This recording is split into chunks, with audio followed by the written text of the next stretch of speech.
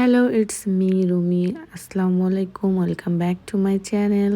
আজকের এই ভিডিওতে আমি তোমাদের সাথে শেয়ার করব মাফুসি দ্বীপ থেকে আমরা কোন আইল্যান্ডে গিয়েছিলাম, মানে প্রাইভেট আইল্যান্ডে গিয়েছিলাম। সেখানে আমার ভিলাটা কেমন ছিল আর সেখানে কি টাইপের ভিলা ছিল সেগুলো এই ভিডিওতে থাকবে।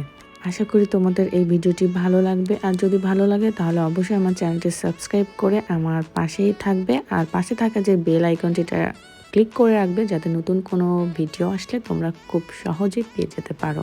একদম সকালবেলা ঘুম থেকে উঠে আমরা ব্যাগপাতি গুছিয়ে চলে এসেছি আমার এই প্রাইভেট ভিলাতে। এই আইল্যান্ডে 4 ধরনের ভিলা ছিল, আর ভিলার প্রাইস হচ্ছে ডিপেন্ড করে তোমাদের ভিলার উপরে। যে যত সুন্দর এবং ফ্যাসিলিটিস সম্পন্ন ভিলা নেবে তার প্রাইসটাও কিন্তু ঠিক সেই রকমই পড়বে। এই পুরো আইল্যান্ডটাই হচ্ছে একটা প্রাইভেট ভিলা। তোমরা এই ওয়াটার ভিলাগুলো পাবে, আবার যদি ইচ্ছে করো তোমরা গার্ডেন ভিলাও নিতে পারবে, আবার তোমরা কটেজও নিতে পারবে। ওয়াটার ভিলার প্রাইস তুলনামূলক গার্ডেন ভিলা এবং প্রাইভেট ভিলা থেকে বেশি হয়ে থাকে।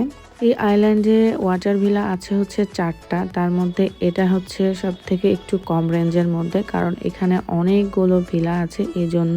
আর ফার্স্টে আমি তোমাদেরকে যেটা দেখিয়েছিলাম যে 2টা করে রুম আছে পাশাপাশি, সেটা একটু বেশি। আর আমরা যেটাতে ছিলাম সেটা হচ্ছে 3 নাম্বার রেঞ্জের মধ্যে পড়ে।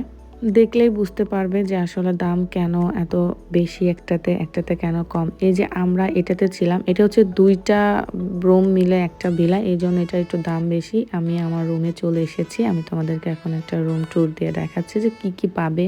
আমার কাছে মনে হয়েছে এই ধরনের ভিলাতে 1 বা 2 দিন থাকলেই ঠিক আছে, কারণ একদমই রাতের বেলা নিরিবিলি হয়ে যায়, এখানে কোনো কিছু করার অ্যাক্টিভিটিস থাকে না, আর মানুষগুলোও কম থাকে। যেহেতু আমাদের এই আইল্যান্ডে 4টা ভিলা আছে, তো সবগুলো ভিলাতেই কিন্তু মানুষ নেই। একটা ভিলাতে খুবই 1টা বা 2টা করে কাপল এভাবে আছে, সেই জন্য মানুষগুলো তোমরা কিন্তু খুব কম দেখতে পারবে। আর আমি তোমাদের সাথে আমার নেক্সট ভিডিওতে শেয়ার করব পুরো ভিলাতে কোথায় কি আছে আর কোন জায়গাতে গেলে তোমরা কি কি দেখতে পারবে। এবার বলি হচ্ছে আমি যে ভিলাতে ছিলাম তার প্রাইস হচ্ছে কত। তার প্রাইস ছিল হচ্ছে পার নাইট হচ্ছে 80,000 টাকা, আর এর থেকেও কিন্তু একটু কমে পাবে, আবার এর থেকে বেশিও কিন্তু আছে, যেগুলোর সাথে তোমরা প্রাইভেট সুইমিং পুলও পাবে।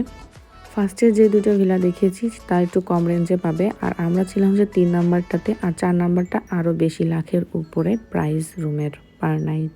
আমার কাছে মনে হয়েছে সবকিছু মিলিয়ে এই ভিলাতে 1 রাত থাকলেই হয়, কারণ এখানে এত কিছু না, একটু পরে এমনি বোর ফিল করবে, বা যারা আসলে কোয়ালিটি টাইম স্পেন্ড করতে চাও তো আমাদের প্রিয় মানুষদের সাথে, তাদের জন্য একদম উপযুক্ত একটা জায়গা। তো রুমের মধ্যে তোমাদেরকে আমি দেখিয়ে দিচ্ছি, এখানে আছে হচ্ছে ওয়ার্ড্রো, আর তোমাদের একটু আগে টি কর্নার দেখেছি। ওয়াশরুমটা অনেক বড়, আর ওয়াশরুমে বসে তোমরা কিন্তু এই সাইড থেকে নিচের পানি, মানে সমুদ্রের যে ভিউ, সেটা উপভোগ করতে পারবে। তো অনেকে আমরা চিন্তা করি যে এই ভিলাগুলোর প্রাইস এত বেশি কেন।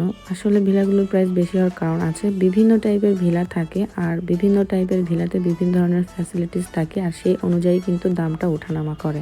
আর এটা হচ্ছে বেডরুমটা দেখতেই পাচ্ছ, এখান থেকে সমুদ্রের ভিউ নিতে পারবে। আর এই পাশটাতেও অনেক সুন্দর কমফি একটা বেড দিয়েছে তারা, তাছাড়া টেবিল ল্যাম্প দিয়েছে, আর এখানে বসার জন্য ছোট একটা সোফাও দিয়েছে।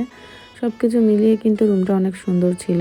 আর তাছাড়া এটা হচ্ছে তোমার প্রাইভেট বেলকনি, এখানে বসে কিন্তু তুমি সমুদ্রের ভিউ নিতে পারবে। আর সব থেকে বড় যে জিনিসটা সেটা হচ্ছে তোমরা এখান থেকে ডাইরেক্ট বিচে নামতে পারবে, আর বিচে তোমরা গোসল করে বা এনজয় করে আবার উঠে আসতে পারবে। দেখতেই পাচ্ছ এই ভিলাতে সব থেকে বেশি আমার কাছে এই জিনিসটাই ভালো লেগেছে, যে একদম ইচ্ছা করলে তোমরা এখান থেকে বিচে নামতে পারবে, আবার শাওয়ার করে উঠে আসতে পারবে।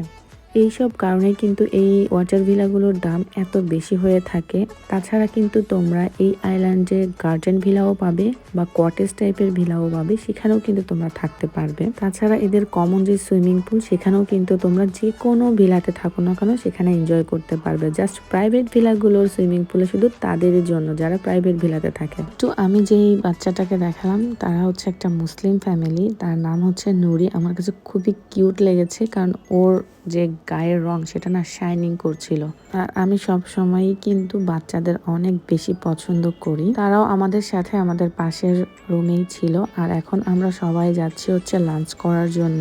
আর লাঞ্চ করতে যেতে হলে এই ধরনের গাড়িতে যেতে হবে, কারণ এই ভিলাগুলো যেহেতু একটা থেকে আরেকটা অনেক দূর। আর এই যে এগুলো হচ্ছে গার্ডেন ভিলা, কটেজ ভিলা, এগুলোতেও তোমরা কিন্তু থাকতে পারবে। আর টেনশন করার কোনো কারণেই কিছুক্ষণ পরেই কিন্তু এই বাঘি গাড়িগুলো আসবে আর তোমাদের এক স্থান থেকে আরেক স্থানে নিয়ে যাবে। তো এখন অলরেডি খাবার উদ্দেশ্যে বেরিয়ে পড়েছি আর দুপুরও হয়ে এসেছে, যেহেতু সকালে এসেছিলাম আর পেটে ক্ষুধাও লেগেছে। সবকিছু মিলিয়ে আমার কাছে কিন্তু আমার ভিলাটা অনেক ভালো লেগেছে। এখানকার পরিবেশও অনেক ভালো ছিল আর আমার কাছে মনে হয়েছে এক রাতই এখানকার জন্য ঠিক আছে। তো তোমাদের কাছে আমার এই ভিলাটি কেমন লেগেছে আমাকে কমেন্টস করবে। সবাই ভালো থাকবে, সুস্থ থাকবে। আল্লাহ হাফেজ।